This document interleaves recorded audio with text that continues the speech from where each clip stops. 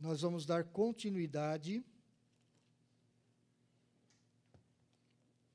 à pregação da semana passada.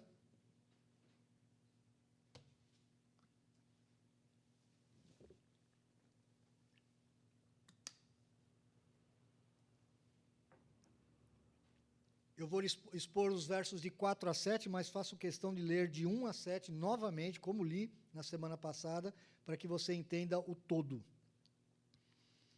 Romanos 13 nos diz assim: todo homem esteja sujeito às autoridades superiores, porque não há autoridade que não proceda de Deus, e as autoridades que existem foram por ele instituídas. De modo que aquele que se opõe à autoridade resiste à ordenação de Deus, e os que resistem trarão sobre si mesmos condenação.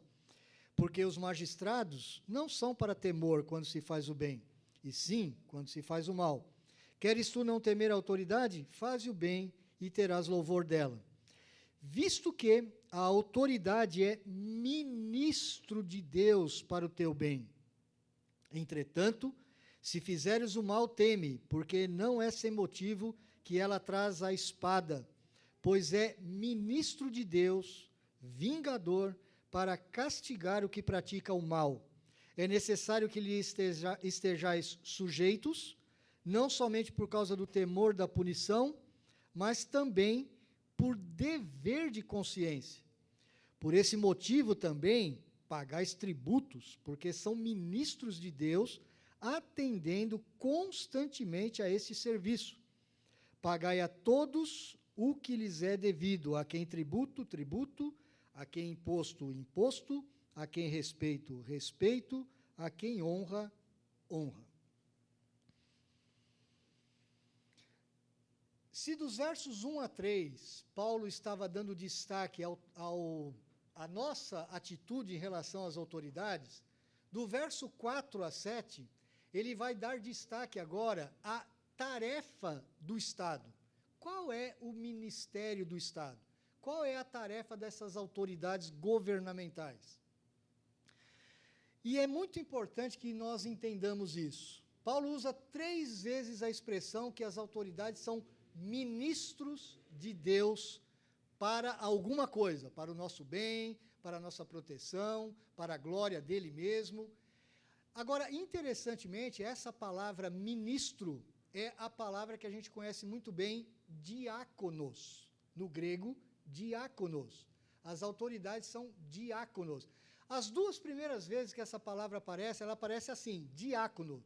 E o diácono é um ministério muito geral, ministério de servir. É o ministério que dá ao Estado a obrigação de servir as pessoas que estão debaixo do Estado. Não é para oprimir, é para servir. Agora, a terceira vez que Paulo usa a palavra ministro, ele não usa a palavra diácono, ele usa a palavra leiturgos, da onde vem a nossa palavra liturgia. Você já deve ter ouvido a expressão, a liturgia do cargo. Aqui a ideia é de um funcionário público mesmo. Já não mais aquele que está só servindo, mas como ele tem uma certa liturgia, ele tem uma certa reverência naquele cargo. Essa palavra, inclusive, ela é usada no Antigo Testamento em grego para se referir aos sacerdotes e àqueles que serviam no templo. Quantos de nós aqui já pensamos em fazer um concurso público para termos um emprego dos sonhos? Quem nunca teve? Eu já. Eu já prestei concurso para ser perito criminal da Polícia Federal. E queria muito ter passado nesse concurso, porque era um salário muito bom, era um trabalho muito interessante, e também as benesses de ter um cargo público no Brasil, né, você não vai embora nunca. Você fica para sempre ali, se aposenta. Durante muito tempo eu pensei em ter fazer um concurso público e ter um cargo público. E hoje eu vejo que muitos dos meus pensamentos eram pecaminosos, como a maioria dos brasileiros pensam. Por que nós queremos um cargo principalmente aqueles bons cargos, né? Auditor da Receita Federal. Esse é o sonho de qualquer um, ser um auditor da Receita Federal. Eu tenho alguns amigos que são. Se ganha muito bem, se trabalha muito pouco, tem férias garantidas, aposentadoria garantida, é uma beleza. E se você for corrupto, então, você ganha mais ainda. Meus irmãos, é pecaminoso todo esse sistema que nós pensamos como brasileiros. E o Brasil, em grande parte, está nessa situação deplorável, porque todas as pessoas que entram dentro do Estado, do Estadão, né? Dentro desse grande empregador, elas entram ali para serem servidas, e não para servir. Só que a palavra de Deus está me ensinando aqui que o Estado, as autoridades governamentais, elas foram constituídas por Deus para servir, e não para serem servidas. São diáconos. Aqui nós não temos uma junta diaconal, mas em breve teremos. Em breve, se Deus quiser, teremos uma junta diaconal. Você sabe como é que funciona um diácono, não sabe? O diácono é aquele que cuida das disposições dos bancos, da organização, se os ventiladores estão funcionando, se está tudo organizado. Eles cuidam para que os visitantes sejam bem recepcionados, estejam seguros. O diácono também se preocupa com as situações das famílias da igreja, se não tem ninguém passando necessidade. O diácono vai levar uma cesta básica, vai orar com o irmão. O diácono fica prestando atenção se alguém está passando por alguma luta. O diácono vai fazer visita, o diácono vai comprar remédio. O diácono é aquele que está pronto para servir. É assim que funciona uma junta diaconal na igreja presbiteriana. A junta diaconal, os diáconos que ficam normalmente na porta de um templo presbiteriano, não é só para distribuir boletim, antigamente, né, que se distribuía boletim, não é só para cumprimentar o visitante, é muito mais do que isso. Ele tem que ter o coração para servir, tem que ter o coração para identificar necessidades. São pessoas que normalmente se sacrificam pelos outros. A ideia que Paulo está trazendo aqui para o Estado é essa. E aí você já começa a pensar, meu Deus, parece que está tudo errado no Brasil. Porque você não vê esse tipo de coisa normalmente. Eu vejo, às vezes, pontualmente. Eu já vi muito funcionário público muito bom. Aquele que tem realmente a capacidade de servir. Aquele que se preocupa realmente em entregar um bom serviço, em cuidar da população em alguma área. Nós temos uma irmã na Vila Maria, a Deli. A Deli é enfermeira, mas de alto padrão, aquelas formadas, né, em faculdade, tudo. E ela é uma servidora impressionante. E eu me lembro que uma vez Deli foi deslocada para Brasília, ela saiu aqui de São Paulo, depois de muitos anos trabalhando aqui, fazendo bons trabalhos, ela foi para Brasília, e vira e mexe ela voltava e ela nos dava os relatórios do que ela vinha fazendo em Brasília. E eu ficava impressionado com a capacidade que Deli tinha de servir, como ela gosta de servir. Dos meus 3 filhos, 2 tiveram parto com ela, né, Beth? Ela nos ajudou, ela auxiliou a Beth, e de forma gratuita, ela nunca cobrou nada, muito amável.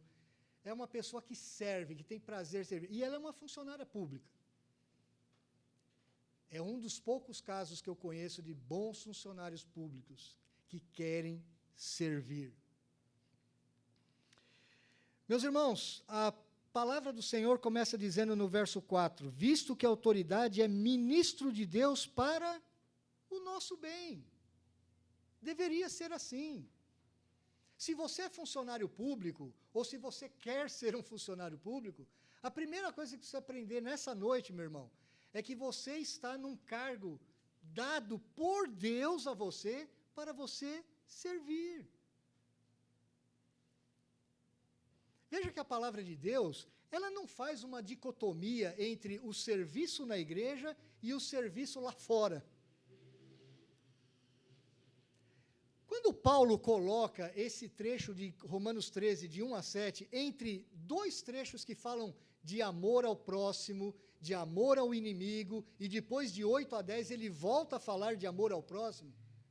Por que ele faz isso? Essa é uma pergunta que a gente tinha que fazer. Por quê? Porque talvez a igreja de Roma, ela estivesse sendo acossada por vários fatores para não ser uma igreja submissa ao Estado. E talvez muitos ali fossem funcionários públicos, porque estavam em Roma. Era a capital do império. Se você for para Brasília, você vai encontrar muita gente dentro das igrejas como funcionário público. Isso é normal nas grandes capitais. E Roma era a grande capital política do império. Provavelmente, muitos ali naquela igreja estavam pensando assim, bom, agora nós temos o Senhor Jesus como nosso Senhor. Então, agora eu não preciso mais me submeter ao Estado, e eu, quando estou ali no meu cargo de funcionário público, nesse grande Estado romano, eu também não preciso me preocupar em servir ao meu próximo, porque eu já sirvo lá na igreja. Eu já cumpro o meu papel dentro da igreja. Muitos, na história da igreja cristã, fizeram essa dicotomia. Muitos acharam assim, olha, esse negócio de governo, esse negócio de Estado, esse negócio de ser submisso às autoridades, isso aí para nós não tem cabimento, porque agora nós temos o Senhor Jesus, o nosso Rei. Nós não precisamos nos submeter a mais ninguém. Então, pode ser que essa igreja de Roma estivesse ignorando a palavra de Deus, que nunca disse que nós não podemos servir também na área secular.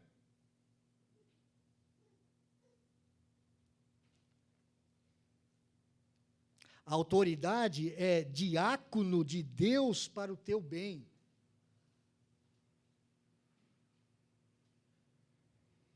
Entretanto, ele continua, se fizeres o mal, teme, porque não é sem motivo que ela traz a espada. Se nós aprendemos que a autoridade, as autoridades governamentais, todo o serviço de Estado é para o bem da população, é para servir, nós também aprendemos um outro lado da tarefa do Estado. O Estado é para punir o mal, refrear o mal. E isso aqui já é um pouco mais complicado. Eu vejo, como muitos outros autores veem nesse trecho, a defesa da pena de morte, ou a pena capital. E eu sei que quando eu falo isso, muitos se assustam, muitos ficam atemorizados. O quê? Pena de morte? Pena capital? Será que a Bíblia realmente defende isso? Eu quero passear um pouquinho com você na Bíblia. Abra em Gênesis 3, 22 a 24.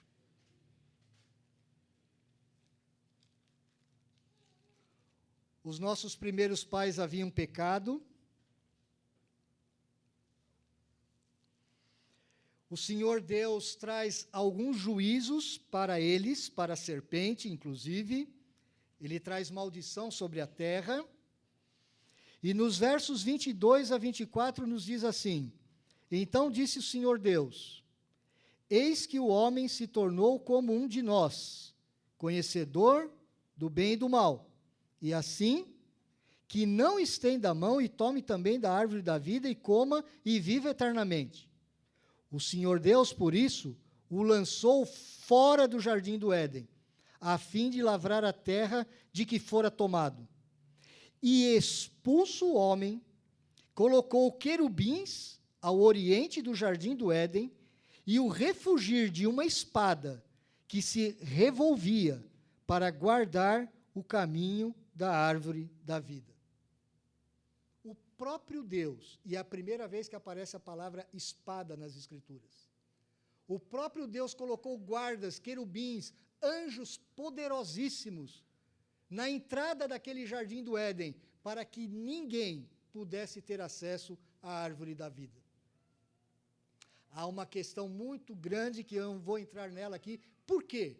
Porque talvez o homem em pecado estaria morto eternamente e não poderia ter salvação. Mas o fato que eu quero destacar aqui é que havia querubins com uma espada na entrada do jardim do Éden. Força física. É a primeira vez que você vê isso na Escritura, logo no começo. Agora, vá comigo para Gênesis 9, versos 1 a 6. O pecado cresceu nos capítulos seguintes, capítulos 4, 5 e 6. O pecado se alastra sobre a humanidade.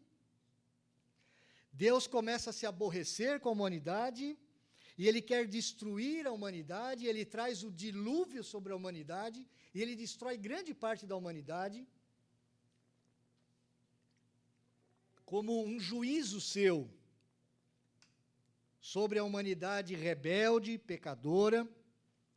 Mas nesse ínterim, ele salva uma família. Ele renova aquele pacto da criação com Adão e Eva, ele renova esse pacto com Noé e a sua família.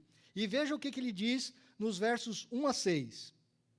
Abençoou Deus a Noé e a seus filhos, e lhes disse: sede fecundos, multiplicai-vos e enchei a terra. As mesmas ordens que deu para Adão e Eva. Ele está renovando o pacto da criação aqui. Pavor e medo de vós virão sobre todos os animais da terra e sobre todas as aves dos céus. Tudo que se move sobre a terra e todos os peixes do mar, nas vossas mãos serão entregues. Ou seja, o homem tem que ter domínio sobre a criação. A mesma palavra que ele tinha dado para Adão e Eva. Tudo que se move e vive ser-vos-á para alimento, qualquer coisa. Como vos dei a erva verde, tudo vos dou agora, podem comer de tudo. Carne, porém, com a sua vida, isto é, com o seu sangue, não comereis. Certamente requererei o vosso sangue, o sangue da vossa vida. De todo animal o requererei, como também da mão do homem, sim, da mão do próximo de cada um requererei a vida do homem. Verso 6, o destaque. Se alguém derramar o sangue do homem, pelo homem se derramará o seu, porque Deus fez o homem segundo a sua imagem. As próprias leis de Israel tinham a pena de morte para vários crimes, inclusive o crime de assassinato. E por quê, meu irmão? Porque Deus, ele olha para cada um de nós com uma visão que muitas vezes nós não temos. Ele olha para a nossa vida com santidade. A santidade da vida humana é algo muito importante no conceito bíblico. O que Deus está falando aqui é quando um homem tirar a vida de outro homem, esse homem será morto. E assim funcionou na maioria das culturas antigas, porque eles preservavam a vida. Eles valorizavam a vida. E o Estado, as autoridades, elas eram responsáveis por trazer esse juízo de Deus sobre os malfeitores, sobre os assassinos. Não era qualquer um, eram as autoridades. Paulo está dentro desse contexto. Você quer ver mais? Daniel capítulo 4.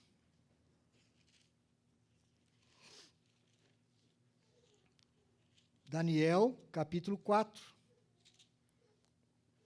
Olha como que eles entendiam essa questão da autoridade que Deus está dando para pessoas gerirem os governos. Daniel está, na verdade, sendo usado por Deus para humilhar o grande rei Nabucodonosor da Babilônia. No verso 17, diz assim: esta sentença por decreto dos vigilantes e esta ordem por mandado dos santos, a fim de que conheçam os viventes que o Altíssimo tem domínio sobre o reino dos homens e o dá a quem quer e até ao mais humilde dos homens constitui sobre eles. Verso 25. Será expulso de entre os homens, esse é o Nabucodonosor, e a tua morada será com os animais do campo, e dar-te-ão a comer ervas como aos bois, e serás molhado do orvalho do céu, e passar-se-ão 7 tempos por cima de ti, até que conheças, Nabucodonosor, que o Altíssimo tem domínio sobre o reino dos homens e o dá a quem quer. E ainda no verso 32, serás expulso de entre os homens, e a tua morada será com os animais do campo, e far-te-ão comer ervas como os bois, e passar-se-ão 7 tempos por cima de ti, até que aprendas que o Altíssimo tem domínio sobre o reino dos homens e o dá a quem quer. Paulo está consciente de tudo isso. Por isso que aqui em Romanos, e eu quero que você volte para o capítulo 13 de Romanos, ele está dizendo que Deus está dando autoridade ao Estado para trazer o poder da espada sobre os malfeitores. Esse poder da espada, meus irmãos, alguns intérpretes da Escritura querem ver aqui uma coisa um pouco mais amena, um pouco mais atenuada. Ah, não, pode ser que hoje Paulo estivesse pensando de forma diferente. Nós podemos trazer um castigo, nós podemos trazer uma taxação, pagar uma taxa por causa do crime. Essas coisas que nós vemos hoje na nossa sociedade brasileira. Parece que ninguém vai mais para a cadeia, desde que tenha dinheiro e um bom advogado. Paulo está dizendo, não é assim. Não é assim. Se fizeres o mal, teme, porque não é sem motivo que ela traz a espada, porque ela é ministro, diácono de Deus, de novo, vingador, para castigar o que pratica o mal. E por que Paulo está dizendo isso aqui? Qual é a tarefa, na verdade, do Estado, das autoridades governamentais? É refrear o mal. E ele já tinha falado isso no capítulo 12. Ele tinha falado várias vezes, nós devemos nos apegar ao bem e devemos aborrecer o mal. E ele chega no final do capítulo 12, ele diz assim, não te deixes vencer do mal, mas vence o mal com o bem. Só que Paulo sabe que nem sempre nós, individualmente, podemos ter essas atitudes. Nós não temos o poder sempre. Então, se alguém fizer um mal para mim, eu não posso simplesmente ir lá e executar a justiça, cumprir a justiça. Eu não posso fazer isso. Aí entra a figura do Estado. Aí entra a figura do poder dos governantes para diminuir o mal, para punir o mal. E, meus irmãos, as civilizações antigas, isso era a coisa mais comum. Havia, sim, os atenuantes. Se você matasse uma pessoa sem intenção de matar, se você matasse como é chamado homicídio ou assassinato em 2º grau, você não tinha intenção de matar e você matou alguém, você não tinha pena de morte para isso. Você tinha que ser deslocado por uma cidade chamada cidade de refúgio. Eram algumas cidades construídas em Israel para isso.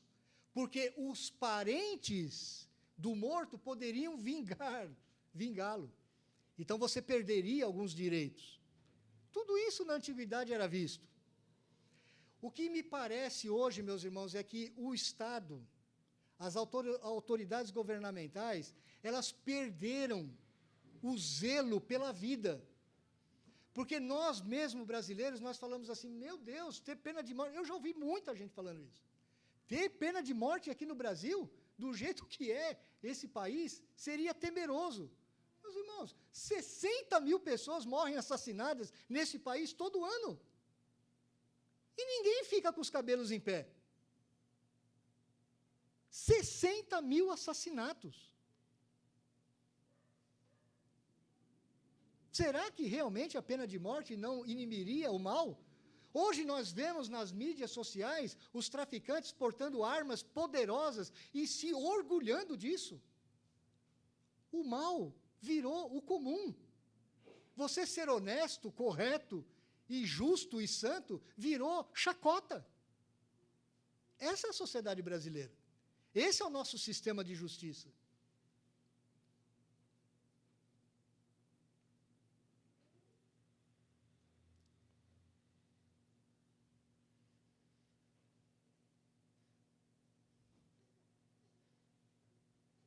Tema a autoridade. Mesmo as nossas autoridades que me parecem hoje ser muito fracas, muito inoperantes, e estão deixando a injustiça se alastrar no Brasil, o mal, a calamidade. Mesmo assim, nós temos que temer as autoridades. Agora, no verso 5, ele resume praticamente todo o ensino de toda a sessão do 1 ao 7, porque ele diz assim: é necessário que lhe estejais sujeitos, não somente por causa do temor da punição. Olha que interessante. Primeiro, tema a autoridade por causa do medo mesmo, para ter medo, para você não ser punido. Mas também, ele diz assim, mas também por dever de consciência. Meu irmão, sabe como que Deus, ele traz a sua ira sobre a humanidade? De várias formas. Várias formas. Você viu em Gênesis capítulo 9, Deus trazendo a sua ira através do dilúvio. O dilúvio foi uma grande catástrofe da terra, onde Deus julgou a humanidade. Era uma prévia do julgamento final. Quando Romanos 1, a partir do verso 18, diz que a ira de Deus se revela do céu contra toda a impiedade e perversão dos homens que detêm a verdade pela injustiça, e aí ele faz uma relação de como nós estamos nos relacionando. Ele está mostrando que esses pecados sociais que vivemos hoje, essa desordem social, também é uma manifestação da ira de Deus sobre nós, sobre a humanidade. Quando você vê jovens colocando chifres nas suas cabeças, implantes de chifres, cortando as línguas para parecerem línguas de serpente, quando jovens começam a se relacionarem como criança, cuidando de criança, jovens de 20, 30, 40 anos, quando você vê o homossexualismo se alastrando pela sociedade e sendo considerado por muitos evangélicos como coisa normal, não dá mais para lutar contra isso. Era o que Paulo está relatando. Nós sufocamos a verdade pela mentira. E isso é juízo de Deus. Quando nós vemos uma juventude hoje que não se submete a nenhuma autoridade, não se submete aos pais, os filhos desobedecendo os pais de todas as formas, isso é juízo de Deus. Quando nós vemos relacionamentos quebrados, relacionamentos fúteis, relacionamentos passageiros, tudo isso que nós estamos vendo na nossa sociedade hoje, meu irmão, é juízo de Deus, é a ira de Deus se revelando. Não é porque Deus está olhando tudo o que está acontecendo e está, eu não estou gostando do que eu estou vendo. Eu vou castigar essa turma. Não, esse já é o castigo. Porque nós sufocamos a verdade de Deus e trocamos a verdade de Deus pela mentira e nos tornamos idólatras. O juízo, a ira de Deus, também se manifestou de uma forma muito poderosa na cruz do Senhor Jesus Cristo. A ira de Deus caiu sobre o seu Filho na cruz do Calvário. De tal forma que o Pai virou as costas para o seu Filho, o Filho amado, o Filho obediente, o Filho justo, de tanto pecado que ele carregava sobre si. A ira de Deus foi manifestada naquela cruz. A ira de Deus está se manifestando hoje, meus irmãos, através da pandemia. Ainda são gotas do cálice da ira. Você sabe que a ira de Deus, em toda a Bíblia, ela tem uma figura, que é a figura do cálice.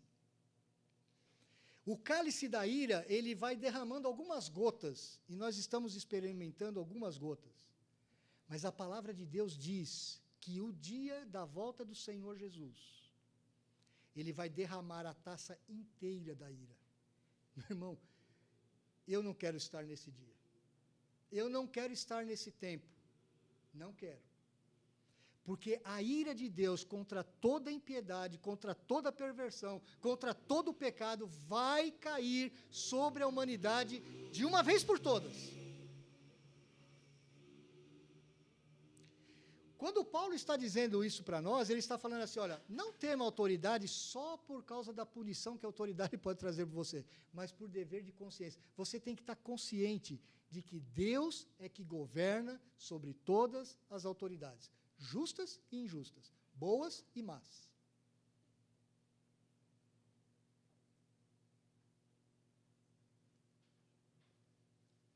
O verso 6 e o verso 7, na verdade, é uma aplicação prática que ele faz. E é bem interessante isso. Meus irmãos, às vezes a gente teme as autoridades por medo mesmo, né? Ninguém quer ir para a cadeia. Você quer ir para a cadeia? Ninguém quer ir para a cadeia. Você não comete vários erros porque você tem medo de ser pego. Só por isso. Mas se tem uma área que é fácil de a gente ser iludido, de a gente cair, é quando mexe no nosso bolso. Quando mexe no nosso bolso, a gente dá jeito para tudo. E brasileiro é o rei do jeitinho, né? Nós temos o jeitinho, o famoso jeitinho brasileiro, né? A gente dá nó em pingo d'água. Tem aquelas brincadeiras que aparecem na internet, né? Agora a NASA vem. Agora a NASA vai vir ver o que o brasileiro fez.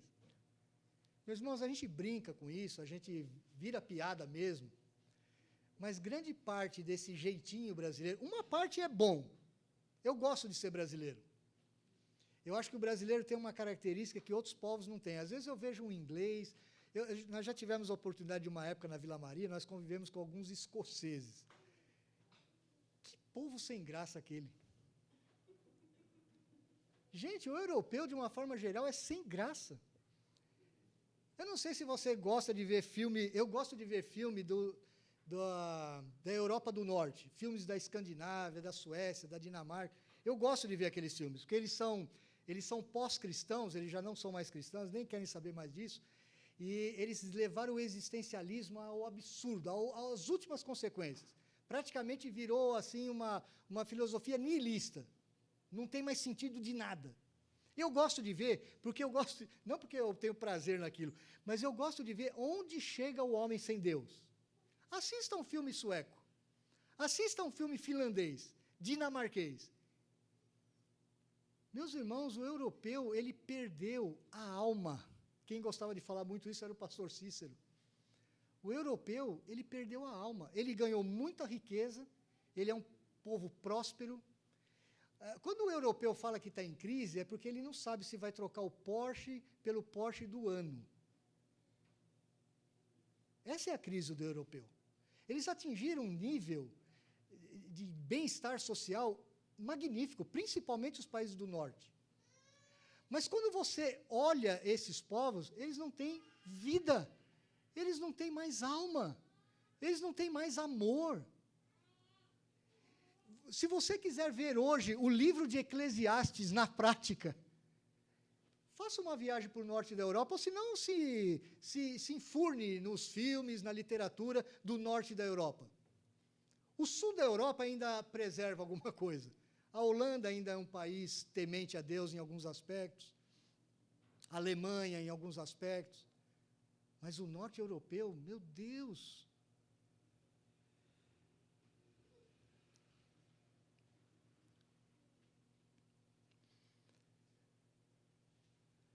Meus irmãos, quando é bom ser brasileiro, nós temos uma criatividade, nós temos uma forma de recepcionar como nenhum outro povo tem. Todo estrangeiro vem para cá e se dá bem. Ele consegue conviver bem. Nós temos boas coisas. Mas se tem uma coisa que nós não podemos admitir como brasileiros cristãos que somos, é o jeitinho brasileiro. Isso é uma desgraça na nossa nação. E quando chega na parte do bolso, do dinheiro, é aí que a gente vê como nós temos dificuldade de nos submetermos à autoridade.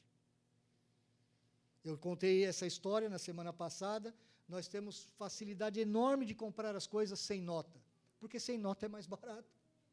E nós queremos levar vantagem em tudo. Já dizia o Gerson, capitão da Copa de 70, o importante é levar vantagem.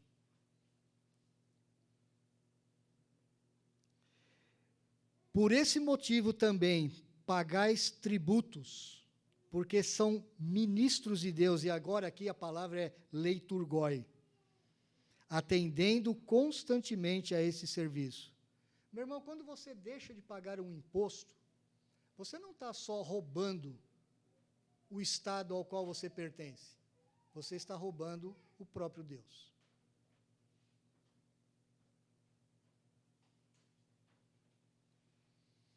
Você percebe, meu irmão, que nós podemos servir a Deus lá fora. Nós não servimos a Deus só aqui dentro. Nós servimos a Deus no nosso trabalho, fazendo o melhor trabalho, trabalhando todas as horas do dia. Os estudantes podem servir a Deus nas suas escolas quando são dedicados no estudo, quando não tentam enrolar o professor, quando não tentam fazer uma redação. Eu vou fazer essa redação de qualquer jeito, que eu quero me livrar disso. Quando tentam colar na prova é pecado, meu irmão. Não é porque está escrito na Bíblia, colar na prova é pecado, me mostra o versículo. Não está lá. Mas é o princípio. Paulo está falando aqui sobre princípios. Quando servirmos ao nosso próximo lá fora, nós temos que pensar assim: eu estou cultuando a Deus com o meu trabalho lá fora. Se eu sou funcionário público, se eu de alguma forma tenho algum cargo público, eu tenho que fazer o meu melhor para servir, mesmo que o meu salário seja baixo, porque nem todo funcionário público tem salário alto. São poucos, é uma casta que fica lá em cima. O auditor fiscal são muito poucos. A maioria dos funcionários públicos ganham mal, injustamente. Mas, meu irmão, quando você, de alguma forma, tenta enganar o Estado, burlar as leis, quando você tenta fazer alguma coisa para levar vantagem, seja no seu imposto de renda pessoa física, seja no seu imposto de renda pessoa jurídica, seja enganando as pessoas no comércio, nos seus tratos comerciais, quando você está fazendo isso, você está quebrando a lei de Deus. Porque a autoridade maior é de Deus. É claro que Ele coloca uma ordem de criação sobre nós.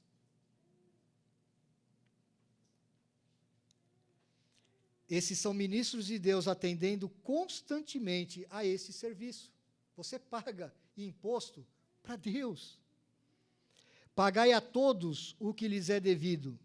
A quem tributo, tributo. A quem imposto, imposto. A quem respeito, respeito.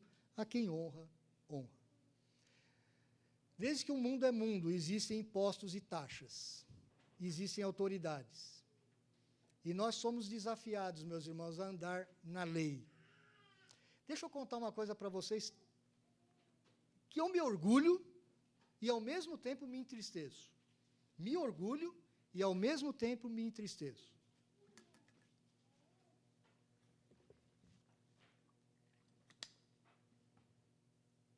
Eu tenho muito orgulho de fazer parte da Igreja Presbiteriana do Brasil. Nós somos uma igreja muito séria, muito correta. Não vou dizer que todas as igrejas presbiterianas são sérias e corretas, e nem todo pastor presbiteriano é correto e perfeito. Não. Não é verdade. Gostaria que fosse, mas não é. Mas, no geral, nós somos uma igreja muito séria. O nosso sistema, ele é dito por muitos burocrático. Muitos nos criticam. Puxa, mas esse sistema é burocrático.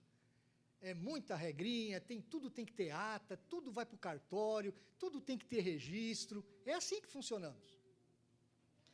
Só que quando o presbítero lá da Vila Maria, ele vai ao cartório de notas em São Paulo, e ele faz isso 2 ou 3 vezes ao ano, porque ele tem que apresentar toda a documentação da igreja, balanço, fiscal, as reuniões, toda a parte jurídica da igreja é levada para o cartório, porque tem que ser documentado. Isso é obrigação legal, não é porque nós queremos. Os funcionários dos cartórios normalmente dizem assim para o nosso presbítero Vanderlei: rapaz, se todas as igrejas trabalhassem como vocês trabalham, nós não teríamos problema. Vocês fazem tudo certinho. É difícil achar um erro. E quando acha, aquele erro técnico. Não é um erro intencional, é um erro técnico. Porque eles dizem, os funcionários dos cartórios: rapaz, a maioria das igrejas evangélicas é uma bagunça. Não tem controle de nada. É uma desordem.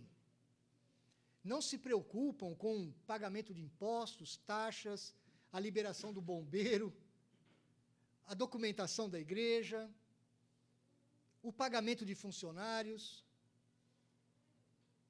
Nós estamos passando por um momento assim na nossa igreja hoje. E eu entendo alguns irmãos que vêm principalmente da tradição pentecostal. Eles ficam malucos. Eles falam: meu Deus, mas tem que fazer tudo isso. Tem que fazer tudo isso. Porque, meu irmão, levar vantagem porque você comprou alguma coisa mais barata ou a coisa saiu mais rápido, pode ser uma vantagem momentânea, mas a longo prazo você não está dando um bom testemunho. E lembre-se, as autoridades, a Bíblia, embora esteja falando que nós devemos nos submeter às autoridades, ela é muito clara. Muitas autoridades estatais vão ser inimigas da igreja. Se você olhar Apocalipse capítulo 13, você vai ver isso. O poder estatal vai nos perseguir no final dos tempos, meus irmãos. Você vai ser perseguido pelo Estado. Você vai ser perseguido pelo poder econômico. Você vai ser perseguido pelo poder religioso das grandes religiões. Mas mesmo assim, nós somos instados a nos submetermos às autoridades. Temos sim o momento certo da desobediência civil. Eu lhes falei isso na semana passada, no domingo próximo passado. Mas, no geral, nós devemos dar honra, respeito e pagar os nossos impostos, para darmos testemunho neste mundo, que nós somos do Senhor, e nós não devemos andar como todos andam. Que Deus tenha misericórdia de nós, meus irmãos, que Deus possa trabalhar no seu coração, se você ainda é jovem e quer se tornar um funcionário público, que você quer fazer um concurso, não tem problema algum. Mas pense, por que você quer fazer? Para servir ou para ser servido? Se você quiser ser servido, você está agindo como todo brasileiro, quer mamar no Estado. Mas se você é um cristão, você vai querer servir. Vamos cantar, meus irmãos, o hino 32, Deus fiel. Deus é fiel, meus irmãos, mesmo quando a gente acha que não vai dar